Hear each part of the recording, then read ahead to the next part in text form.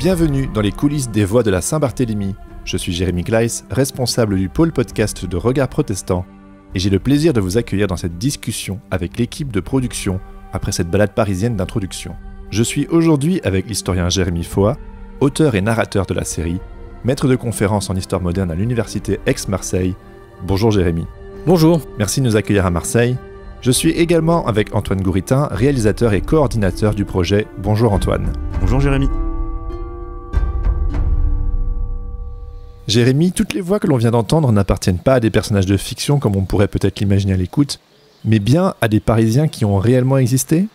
Oui, tout ceci est rigoureusement vrai. C'est un des engagements de l'historien, c'est que ces personnages qui ont l'air de personnages de fiction, qui sont plus vrais que nature, pourtant ils sont documentés, ils ont vraiment existé. On a des preuves dans les archives, notamment les archives notariales, de leur existence. Je n'ai vraiment absolument rien inventé, ni les noms, ni les prénoms, ni les adresses, ni les événements qui sont arrivés à ces personnages. Tout ce qu'on a inventé, là, pour le coup, c'est les dialogues, ce qu'on les entend dire dans cet épisode-là, puisque l'idée, c'était de présenter un petit peu tous les personnages qu'on va voir dans les épisodes suivants. Donc les personnages sont réels, ce qu'ils se disent, évidemment, beaucoup moins, ou en tout cas, on est resté dans le plausible et dans le crédible. Alors Antoine, comment t'es venue l'idée d'adapter le livre de Jérémy pour le podcast ? L'idée d'adapter le livre de Jérémy, elle est venue assez vite en lisant les premières pages, tout simplement. Je t'avais entendu, Jérémy, dans un podcast juste avant la sortie. Moi, j'avais repéré la sortie du livre déjà longtemps avant, mais je t'avais entendu, c'était chez André Louès, je crois. C'était sorti la veille ou 2 jours avant la sortie du livre. Ouais, c'est ça. Dans Parole d'Histoire. Ouais, dans Parole d'Histoire, ouais, le podcast d'André Louès. Donc dès le jour de la sortie du livre, j'ai commencé le livre. Je dirais même presque qu'il m'a sauté aux oreilles dès le début, parce que dès le prologue, on sent qu'il y a un style original. On sait tout de suite qu'on n'est pas dans un livre universitaire comme on peut avoir l'habitude de lire. Et puis dès les premiers chapitres, il y a ce côté très vivant. Et puis moi, ce qui m'a marqué tout de suite, c'est le côté enquête. C'est presque une double enquête finalement. À la fois ce que tu as pu reconstituer comme épisode, et puis ta recherche que tu racontes. Et c'est vrai que peut-être des formations professionnelles aussi, mais dans le podcast, il y a beaucoup de studios, beaucoup d'auteurs qui cherchent à faire du cold case. Et souvent, c'est les années 80 et un journaliste nous raconte comment il a réouvert le dossier.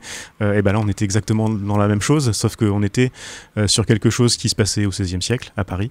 Et puis avec une profondeur aussi. Moi, ce que je voulais dans l'adaptation, c'était garder un maximum du texte original. Ce que je disais, quand je dis qu'il m'a sauté aux oreilles, on l'entend, il y a beaucoup de descriptions qui sont visuelles, mais aussi sonores. Il y a pas mal de passages dans la série où vous entendrez Jérémy dans la narration vous dire approchez, tendez l'oreille. On aimerait, là dans le premier épisode, on a entendu, on aimerait, je sais plus comment c'est écrit, comment c'est exactement, mais mettre l'oreille à la porte et on ouvre la porte. Enfin, tout ça, c'est dans le texte original. Donc forcément, tout de suite, ça m'a donné envie de faire vivre tout ça. Jérémy, le succès du livre a dépassé largement le cadre habituel d'un livre d'histoire universitaire. Comment l'expliques-tu ?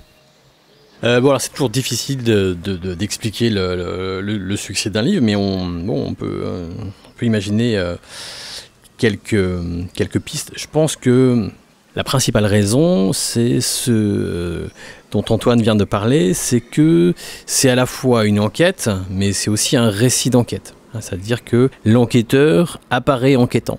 Et ça, c'est une technique de narration qui est très contemporaine et qu'on voit dans les séries, policières, qu'on voit aussi dans les polars. Et donc, cette narration-là, appliquée à un texte qui parle du XVIe siècle, ça permet de rentrer dans des périodes un peu éloignées comme le XVIe siècle, avec une technique très contemporaine, très, très moderne. Et ça, je pense que ça permet de rattacher notamment des lecteurs un peu jeunes, comme des lycéens ou comme des amateurs d'histoire qui n'ont pas nécessairement l'habitude de lire des livres savants.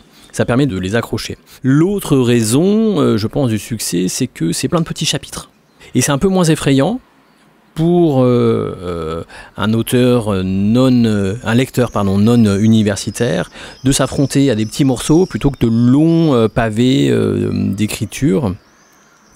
Et puis je pense aussi qu'il y a une entrée par les personnages, par les petits personnages, qui permet à des lecteurs lambda de s'identifier beaucoup plus facilement que des livres qui vont parler des grands de ce monde, ou alors des institutions ou des phénomènes. Vraiment là, j'ai cette envie de parler des humbles, des menuisiers, des femmes aussi, de toutes ces petites personnes qui ont été assassinées au moment du massacre de la Saint-Barthélemy. Et ça, je pense que voilà, des lecteurs non habitués à lire des livres d'histoire ont pu apprécier ce geste. Voilà, je pense que c'est pour ça que ce livre, qui à la base est un livre hyper académique, hyper universitaire, en tout cas dans son objet, dans sa méthode, mais pas dans son écriture, je pense que c'est comme ça que le livre a pu s'ouvrir à un public plus large. Et puis il y a autre chose moi, que j'ai trouvé intéressant pour rebondir sur ce que tu disais, c'est que on me dit souvent, c'est difficile souvent de faire comprendre le travail des historiens, et souvent, c'est quelque chose que tu as entendu, j'imagine 1000 fois. Qu'est-ce qu'on peut faire, notamment sur la Saint-Barthélemy? Tout a été écrit, tout a été dit, on sait tout. Et moi, je dis, souvent, je prends l'exemple de ton livre maintenant en disant, mais oui, mais regardez, alors la Saint-Barthélemy, vous connaissez justement l'histoire de la cour, l'histoire des grands, et cette histoire-là, vous la connaissez sans doute pas. Et est-ce que c'est exagéré de dire qu'en fait, parce que c'est pas pour remettre rabaisser le travail d'archives que tu as fait, juste que personne s'y est vraiment intéressé avant, en fait? Oui, non, tout à fait. Voilà, c'était une histoire qui avait été écrite en partie du point de vue des grands, c'est-à-dire du point de vue des livres imprimés. Et au XVIe siècle, les gens qui produisent des livres, les gens qui laissent leur mémoire, ce sont des aristocrates ou des gens très riches ou des gens alphabétisés, c'est-à-dire très peu de monde. Si on s'intéresse aux archives, c'est-à-dire notamment aux archives des notaires, aux récits laissés par les institutions, eh bien on touche beaucoup plus de monde, et notamment des humbles, des petits qui d'habitude ne laissent aucune trace. Donc c'est pour ça, je reviens aussi à une des premières questions, pourquoi avoir adapté le livre? C'était pour toutes ces raisons-là, et puis l'entrée par les personnages qui permet de donner une vie, alors en faisant attention, on en parlera avec les gens qui ont travaillé sur la série dans les épisodes d'après, en essayant de toujours d'être un petit peu sur le fil, en essayant que ce soit contemporain, mais en même temps que ça dise des choses, que ça vienne aider aussi à la compréhension de ce que tu nous racontes dans la narration, Jérémy. Cette entrée par les personnages qui était importante. Le livre est sous-titré « Les visages du massacre de la Saint-Barthélemy ». Je pense qu'il y a cette idée-là de retrouver les gens, en fait, tout simplement. Oui, tout à fait. Et le podcast, c'est les voix de la Saint-Barthélemy, donc on espère qu'on va descendre jusqu'au grain de l'archive. Antoine, est-ce que tu pourrais nous expliquer comment s'est monté le projet ? Le projet, il s'est monté assez vite au début, et ça a pris du temps après. J'avais commencé à réfléchir à cette adaptation dès le jour de la sortie du livre, en fait, tout simplement, comme je l'ai expliqué tout à l'heure. J'ai vu une interview, je crois, au moment des rencontres de Blois, un mois après, où Jérémy, tu disais que tu travaillais sur une adaptation en série, télé, choses comme ça. Et je me suis dit, mon histoire de podcast, ça va pas l'intéresser, donc j'ai laissé traîner un petit peu. Et puis quelques mois après, je crois que j'ai dit, quand même, il y a vraiment quelque chose à faire. Donc je t'ai envoyé un mail, tout simplement. Ouais. Et puis tout de suite, t'étais partant, au moins pour voir ce que ça pouvait donner, à commencer à y réfléchir. J'ai écrit l'adaptation qui ressemble beaucoup à ce qu'on entend aujourd'hui très vite, je crois qu'en février donc 2022 pour le coup. L'adaptation était dans sa forme à peu près comme aujourd'hui. L'idée c'était donc tu disais il y a plein de petits chapitres, l'idée c'était de faire une sélection là-dedans pour avoir un maximum des axes d'interprétation qu'il y a dans le livre. Il y a certains chapitres qui peuvent dire des fois plus ou moins la même chose, ou au moins qui se recouvrent un petit peu. L'idée, là on l'a entendu dans le premier épisode, c'était aussi de se cantonner à Paris. Tu racontes pas que des histoires à Paris dans le livre, mais ça permettait de faire ce premier épisode justement sur la géographie du massacre, qui est un thème important dans le livre. En tout cas moi je l'avais ressenti comme tel. J'avais pas écrit les personnages, j'étais resté, des fois il y a des citations d'archives dans le livre, j'étais resté au plus près, mais j'avais pas trop touché encore à ça, en me disant on fera ça plus tard. Ça a mis du temps parce que, vous l'avez entendu déjà dans le premier épisode, on est sur une forme qui est assez originale, on voulait garder un maximum du texte, ça peut faire penser à du livre audio. Il y a le côté fiction sonore, évidemment, on a parlé du côté enquête, presque ondelade du XVIe siècle, je l'avais peut-être vendu un petit peu comme ça au début. C'est très compliqué, et puis moi j'ai travaillé avec Regard Protestant sur un autre projet l'année dernière.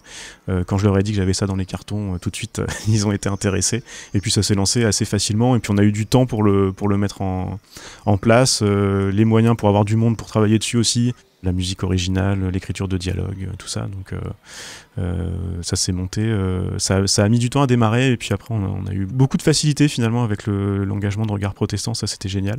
avec toujours l'idée de t'impliquer aussi, Jérémy. C'était important pour nous de t'impliquer à chaque étape. Ouais, peut-être pour rebondir sur la démarche d'Antoine, je pense que je m'adresse ici à tous les auteurs de podcasts. Faut pas hésiter. Voilà, nous, les historiens, les historiennes, les auteurs de sciences sociales, on est toujours partants. On est très nombreux à s'intéresser aux formes alternatives d'écriture des sciences sociales, et quand on a des auteurs comme Antoine qui s'adressent à nous, on est toujours content. Donc il faut vraiment, si vous lisez des livres de sociaux, d'anthropologie, de philo, d'histoire qui vous plaisent, il faut vraiment y aller, parce que on est là pour ça, et vous aurez toujours un bon accueil. On en parlera dans un des prochains épisodes de ces coulisses justement. Alors je reviens à ce premier épisode que l'on vient d'écouter. Comment l'avez-vous élaboré ? Comme je l'évoquais, l'idée de ce premier épisode, alors je vais faire comme tout bon historien, je vais citer mes sources. C'est un épisode d'un podcast sur Jack l'Éventreur qui m'a donné cette idée-là. On vous mettra les liens dans les notes de l'épisode, où en fait un premier épisode d'exposition, on se baladait dans Whitechapel à la fin du 19e. C'était très animé, et puis on rencontrait les différents personnages, mais quelques semaines peut-être, je ne me souviens plus exactement, avant le début des meurtres. Ça permettait d'avoir déjà une galerie de personnages, et je me suis dit ça colle vraiment à ce qu'on essaye de faire là, avec en plus l'importance de la géographie parisienne dans le massacre. Et donc tous les personnages, les histoires de vie que j'avais sélectionnées dans le bouquin, quasiment tout est là, avec des personnages aussi que vous avez entendus dans ce premier épisode mais que vous n'entendrez plus, pour des raisons assez évidentes que vous découvrirez bientôt. Donc c'était ça l'idée, et en plus ça marchait assez bien, cette déambulation un peu dans l'ordre, pour arriver dans cette taverne où commencera le prochain épisode. Dans les épisodes suivants, Jérémy, tu vas nous raconter le massacre, mais surtout les causes qui l'ont rendu possible. Oui, effectivement, c'est un des enjeux pour moi qui est vraiment essentiel dans le livre, c'est de montrer ces 2 points.